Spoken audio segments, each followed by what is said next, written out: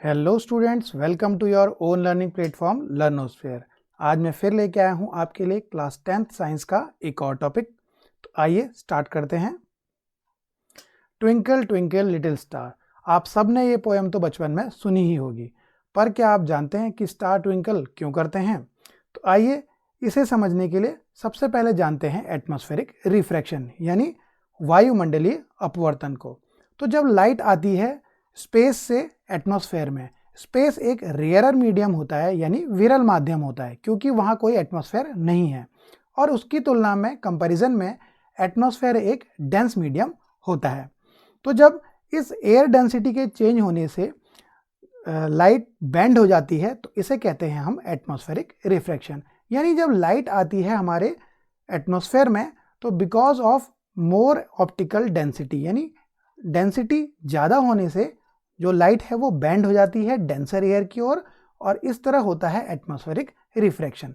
आइए पिक्चर के माध्यम से इसे जानते हैं। तो ये रहा स्पेस और इसमें स्टार। तो स्पेस एक आपका क्या होता है, रेयरर मीडियम होता है। ये रेयरर मीडियम होता है यानी विरल माध्यम होता है जिसमें कि एटमॉस्फेयर बिल्कुल नहीं है। तो यहाँ स्पीड ऑफ लाइट बहुत ज़्यादा होती है, और जैसे ही वो एटमॉस्फेयर में एंटर करती है जो कि एक डेंसर मीडियम है तो लाइट हो जाती है बेंड। इसे कहते हैं हम एटमॉस्फेरिक रिफ्रैक्शन। यानी जितनी भी लाइट अंदर आती है वो एटमॉस्फेयर की डेंसिटी के कारण मुड़ती जाती है, बेंड होती जाती है। तो आइए इस एटमॉस्फेरिक रिफ्रैक्शन के कारण और क्या क्या इवेंट्स यानी घटनाएं होती हैं उन्हें देखें। पहला होता है ट्विंकलिंग ऑफ स्टार्स यानी तारों का टिमटिमाना। दूसरा होता है एडवांस सनराइज यानी सूर्योदय से पहले, सनराइज से पहले ही हमें सूर्य का दिख जाना। अगली है डिलेड सनसेट यानी सूर्यास्त के बाद भी कुछ देर तक हमें सन का दिखाई देना। और अगला है apparent shift in celestial object position, यानी जो सेलेस्टियल ऑब्जेक्ट्स हैं, मून है, स्टार है, वो हमें एक्चुअल पोजीशन से थोड़ा ऊपर शिफ्ट होकर दिखाई देते हैं, और ये सब होता है एटमॉस्फेरिक रिफ्रैक्शन के कारण। तो आइए सबसे पहले समझते हैं ट्विंकलिंग ऑफ स्टार को। तो स्टार की लाइट्स पास होती है एटमॉस्फेयर की बहुत सारी लेयर्स से, क्योंकि एटमॉस्फेयर में अलग अलग लेयर्स होती हैं और इन लेयर्स की अलग अलग डेंसिटी होती है। यानी कोई जो लेयर होती है वो रेयर यानी विरल होती है, और कोई डेंस होती है यानी सघन होती है। तो इस चेंज होते हुए रिफ्रैक्टिव इंडेक्स के कारण, क्योंकि हर लेयर का अपना टेम्परेचर और प्रेशर भी होता है, तो इस तरह से ऑप्टिकल डेंसिटी चेंज हो जाती है। यानी लाइट के लिए कोई लेयर डेंस और कोई रेयर होती है। इस तरह बार बार जो लाइट का है वो पाथ चेंज होता रहता है।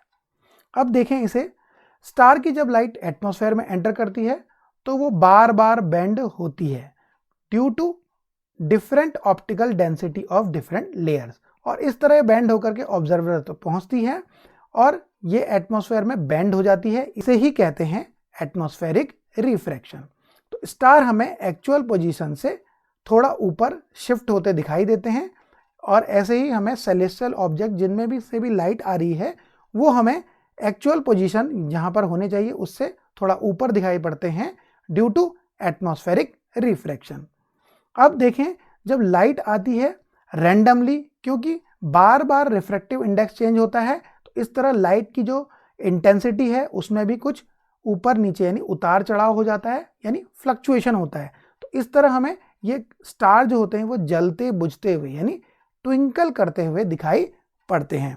अगली इवेंट जो है वो है एडवांस सनराइज, यानी जो सन है हमें सनराइज से थोड़ा पहले दिखाई पड़ता है। उसके लिए हम जानेंगे सबसे पहले हॉरिजन क्या होता है। तो हॉरिजन एक इमेजिनरी लाइन होती है जो हमारी आई लाइन होती है, यानी हम जितना देख पाते हैं सामने की ओर अर्थ के, उस आई लाइन पर ये हमारा हॉरिजन होता है जहां पर कि स्काई और अर्थ हमें मिलते हुए दिखाई पड़ते हैं, या फिर जहां सी यानी समुद्र है तो वहां सी और स्काई मिलते हुए दिखाई पड़ते हैं, तो इस लाइन को हम हॉरिजन कहते हैं। तो जब सन हॉरिजन से ऊपर आता है तभी हमें दिखाई पड़ता है एक्चुअल सनराइज। लेकिन इस एटमॉस्फेरिक के कारण, यानी यहाँ पर एटमॉस्फेयर जब है तो इसकी लेयर क्या करती है, जो हॉरिजन से नीचे ही जब सन है यानी सनराइज अभी हुआ नहीं है, तभी ये लाइट जो यहाँ एटमॉस्फेयर से टकरा करके बेंड हो जाती है यानी रिफ्रैक्ट हो जाती है और हम तक पहुँचती है। तो एक्चुअल सनराइज से पहले ही हमें सन जो दिखाई पड़ता है ऊपर हॉरिजन से पहले दिखाई पड़ता है। तो यानी 2 मिनट पहले ही हमें सनराइज दिखाई देने लगता है, जबकि ओरिजिन के ऊपर आने पर ही हमें सन दिखाई देना चाहिए। अब इसी तरह जो होता है, जो सनसेट है वो भी हमें बाद में दिखाई पड़ता है। क्यों? कि जब ओरिजिन से नीचे चले जाता है सनसेट तो हमें दिखाई देना नहीं चाहिए। तो लेकिन जो ये एटमॉस्फेयर की लेयर हैं वो इस नीचे से आती लाइट को भी बेंड कर तक हम तक पहुंचाती हैं। यानी एटमॉस्फेरिक रिफ्लेक्शन के कारण सनसेट होने के बाद भी हमें कुछ देर तक यानी 2 मिनट तक हमें सनसेट दिखाई पड़ता है। तो ये रहा डिलेड सनसेट। तो आई होप कि आपको atmospheric refraction, twinkling of light और ये सारी इवेंट समझ में आ गए होंगे। एक और इवेंट है कि जो प्लैनेट हैं वो ट्विंकल क्यों नहीं करते। तो प्लैनेट्स हमारे अर्थ के काफ़ी नज़दीक होते हैं और एक वो लाइट का पॉइंट सोर्स नहीं होते हैं, क्योंकि वो काफ़ी पास होते हैं इसलिए वो ट्विंकल नहीं करते। तो इस तरह आज आपने समझा इन सारी इवेंट्स को। तो आई होप कि आपको ये वीडियो अच्छा लगा हो, तो इसे लाइक करें, हमारे चैनल को सब्सक्राइब करें और इस वीडियो को अपने दोस्तों और क्लासमेट्स के बीच में शेयर करना न भूलें। थैंक यू, धन्यवाद।